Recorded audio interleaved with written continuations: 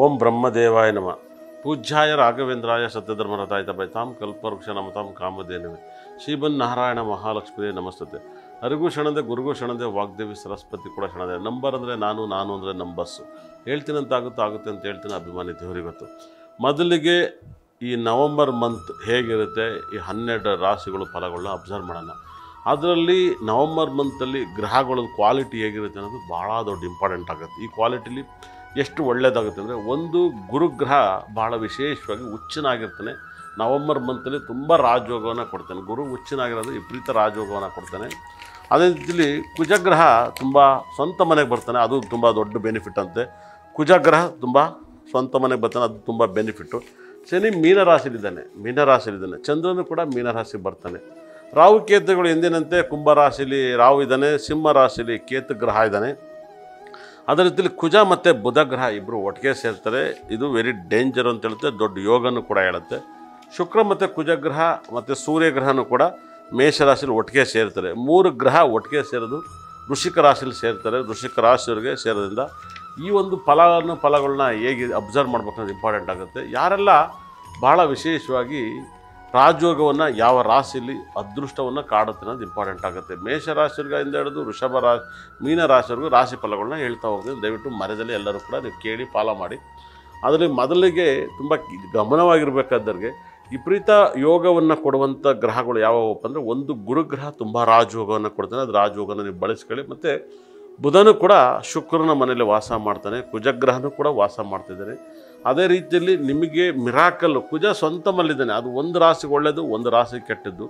ಶನಿ ಎಂದಿನಂತೆ ಗುರು ಮತ್ತು ಶನಿ ಒಬ್ಬರನ್ನೊಬ್ಬರು ನೋಡ್ತಾರೆ.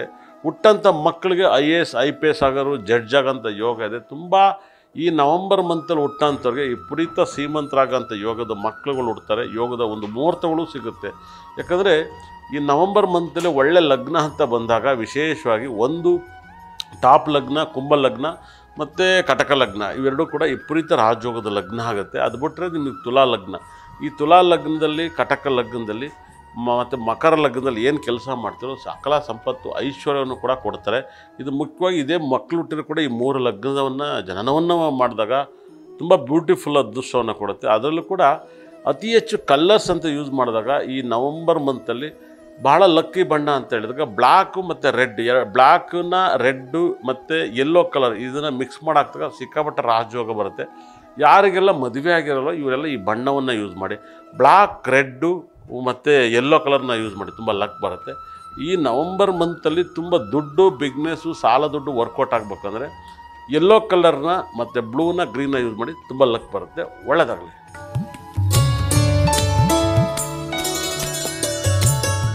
ಮಕರ ರಾಶಿಗೆ ಅಂತೂ ಭಯಂಕರ ರಾಜಯೋಗ. ಹಬ್ಬ ಭಾಳ ಲಕ್ಕು ಹೊಡಿತಾ ಇದೆ.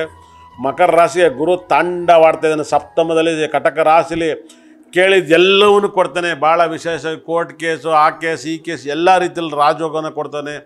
ಶನಿಗ್ರಹ ನಿಮಗೆ ತಾಂಡವಾಡ್ತಾನೆ. ಕುಟುಂಬದಲ್ಲಿ ಭಯಂಕರ ಶತ್ರುಗಳಿದ್ದಾರೆ ಮಕರ ರಾಶಿಗೆ, ಅದೊಂದನ್ನು ಬಗೆಹರಿಸ್ಕೊಳ್ಳಿ. ಶನಿ ಮತ್ತು ರಾಹು ಗ್ರಹ ಇಬ್ಬರು ಕೂಡ ಶತ್ರುಗಳಾಗಿದ್ದಾರೆ. ಆದರೆ ನಿಮಗೆ ತುಂಬ ಒಳ್ಳೆಯದಾಗುತ್ತೆ.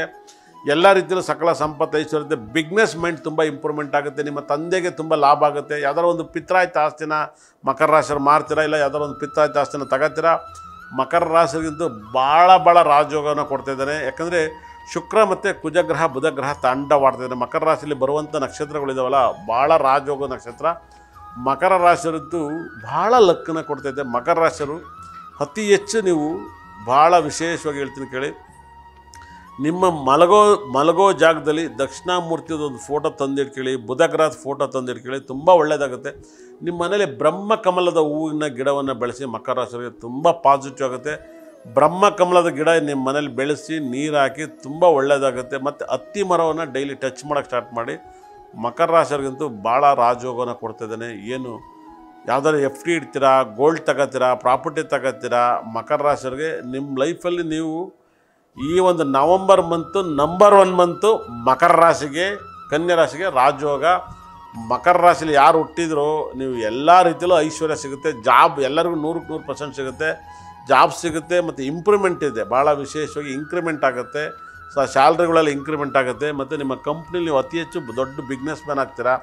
ಮಕರ ರಾಶಿಯವರು ಮನೆ ಕಟ್ತಾರೆ, ಗುದ್ಲಿ ಪೂಜೆ ಆಗುತ್ತೆ, ಇಲ್ಲ ಅಪ್ಪಿ ತಪ್ಪಿ ಮದುವೆ ಆಗ್ಬೋದು, ಲವ್ ಮ್ಯಾರೇಜ್ ಆಗ್ಬೋದು, ತುಂಬ ರಾಜಯೋಗ. ನೀವು ಯಾವ ಕಾಸ್ಟ್ಯೂಮ್ ಬೇಕಾದ್ರೂ ಹಾಕ್ಬೋದು. ಯಾಕಂದರೆ ನೀವು ಮಕರ ರಾಶಿಗೆ ಭಾಳ ರಾಜಯೋಗ. ಅದರಲ್ಲಿ ಕೂಡ ಸಮುದ್ರದಲ್ಲಿ ಏನಾದರೂ ನೀವು ಸ್ನಾನ ಮಾಡಿದ್ರೆ ನಿಮಗೆ ಪ್ರಾಬ್ಲಮ್ನೆಲ್ಲ ಕ್ಲಿಯರ್ ಆಗುತ್ತೆ. ಸಮುದ್ರ ಇಲ್ಲ ಹೊಳೆ ಹರಿಯೋ ನೀರಲ್ಲಿ ನೀವು ಸ್ನಾನ ಮಾಡಿದ್ರೆ ತುಂಬ ಒಳ್ಳೆಯದೆ. ಮಕರ ರಾಶಿಯವರು ಮಳೆ ಬಂದಾಗ ನೆಂದರೆ ರಾಜಯೋಗ ಬರುತ್ತೆ. ಮಕರ ರಾಶಿಯವರು ಮಳೆ ಬಂದರೆ ಸಖತ್ತಾಗಿ ಡ್ಯಾನ್ಸ್ ಮಾಡ್ಕೊಂಡು ಮಳೆಯಲ್ಲಿ ನೀವು ನೆನೀರಿ, ನಿಮಗೆ ಪಾಸಿಟಿವ್. ಮಕರ ರಾಶಿಯವರು ನೀರು ನೋಡಿದ ತಕ್ಷಣ ಬಟ್ಟೆ ಬಿಚ್ಚಬೇಕು, ಸ್ನಾನ ಮಾಡಬೇಕು, ಹ್ಯಾಪಿಯಾಗಿರ್ಬೇಕು. ಖಂಡಿತಲ್ಲೂ ಕೂಡ ನೀವು ಮಳೆಯಲ್ಲಿ ಏನಾದ್ರು ನೆಂದರೆ ವರುಣದೇವನ ಆಶೀರ್ವಾದ ಅಂತ ಹೇಳುತ್ತೆ. ನಿಮ್ಮಷ್ಟು ಚೆನ್ನಾಗಿರೋದು ಈ ತಿಂಗಳು ನವಂಬರ್ ಮಂತು ಯಾವ ರಾಶಿಗಿಲ್ಲ ರೀ. ಲಕ್ ಮೇಲೆ ಲಕ್ ಹೊಡಿತೈತೆ. ತುಂಬ ರಾಜಯೋಗ. ನೀವು ಟೆಂಪಲ್ಗೆ ಹೋಗದೇವ್ರು ಲಕ್ ಬರುತ್ತೆ. ಹೋದ್ರೆ ಇನ್ನೂ ನವಗ್ರಹಗಳನ್ನ ಅತಿ ಹೆಚ್ಚು ಆರಾಧಿಸಿದಾಗ ಇನ್ನೂ ಪ್ರಾಬ್ಲಮಿಂದ ನೀವು ಆಚೆ ಬರ್ತೀರಾ. ಏನು ಕಷ್ಟದಲ್ಲಿದ್ರಿ ಅಷ್ಟೆಲ್ಲ ಮೀರಿ ನವಂಬರ್ ಮಂತಲ್ಲಿ ಮಕರ ರಾಶಿ ಏನಪ್ಪ ಮುಟ್ಟಿದ್ದೆಲ್ಲ ಬಂಗಾರ. ನಿಮ್ಮ ಲೈಫು ಅಷ್ಟು ಆಲೋಚನೆ ಕೊಡುತ್ತೆ. ಯಾರ ಮಾತನ್ನು ಕೇಳಬೇಡಿ. ನಿಮ್ಮ ಐಡಿಯಾ ಪ್ರಕಾರ ಬದುಕಿ ತುಂಬ ಇಂಪ್ರೂವ್ಮೆಂಟ್ ಆಗುತ್ತೆ. ಮಕರ ರಾಶಿ ರಾಜಯೋಗ ಇದೆ. ಒಳ್ಳೆಯದಾಗಲಿ.